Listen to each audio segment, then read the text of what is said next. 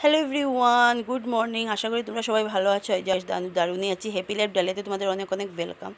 এই যে দিদা, আমি আর মামা মিলে যাচ্ছি একটা জায়গায়, বলছি না কোথায় যাচ্ছে। তো দেখো কী সুন্দর জায়গাটার মধ্যে, কী সুন্দর ধান ক্ষেত। আমি তো দেখেই দিদাকে জিজ্ঞাসা, আমি এতটা বুঝি না মানে ক্ষেতেরই এটা কী ধান বা কী কিছু, কারণ আমরা ছোটো থেকে আমাদের যেতে বাড়ি ছিল, কিন্তু ওখানে তো যাওয়া হতো, কিন্তু তো এগুলো খেয়াল করা হতো না, তার জন্য। তো চলে আসলাম এই যে সবজি বাজারে আর কি। তো সবজি বাজারে এসে দিদা তো মাছ নেবে, তার জন্য দেখো কি সুন্দর সবজি। তো মামামকে বলছি খাবি নাকি, মেয়ে তো সবজি দিলে না না খাবো না। তো এই যে মাছ নিল দিদা। তো মাছটা নিয়ে আমরা ঘরে চলে যাব।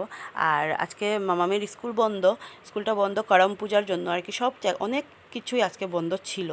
তো এটা তো ওয়েডনেসডের ব্লগ, আমি আজকে থার্সডে আপলোড করব। দেন এই যে দিদা এখন মাছ নিয়ে তারপরে ঘরের দিকে আর কি আমরা রওনা হব। আর এদিকে দেখো মাছগুলো, মাছগুলো আর কি, মাছটা কিন্তু ভালোই ছিল। আমি তো চিনি না মাছের জন্য মাছ আমার। তারপরে এই যে মামাম খাবে দুটো রসগোল্লা আর একটা বন আর কি, এটা সকালের টিফিন। আর এই যে আমাদের হলো সিঙ্গাড়া আর চাটনি, জাস্ট ওয়াও খেতে।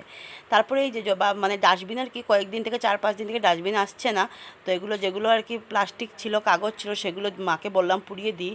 মা বললো হ্যাঁ দিয়ে দে। তো দিদা একটু আগুনটা লাগিয়ে দিল, আমি একটু পারি না ভালো করে।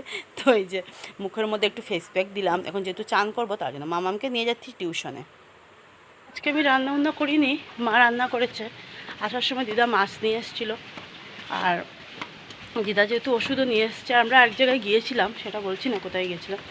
দিদা, আমি আর মামাম গিয়েছিলাম। তো এখন আর তার হুটোপাটা করে ভাত খেয়েছি।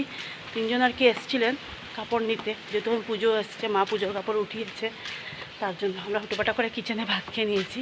তার জন্য আর মোবাইলে ভিডিও শেয়ার করতে পারিনি।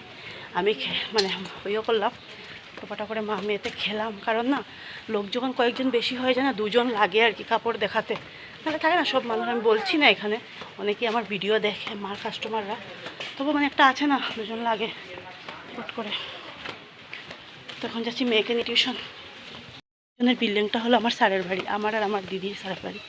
স্যারের কাছে পড়েছি যতদিন আর কি মেট্রিক দিইনি, ওই আগের বিল্ডিংটা স্যারের বাড়ি।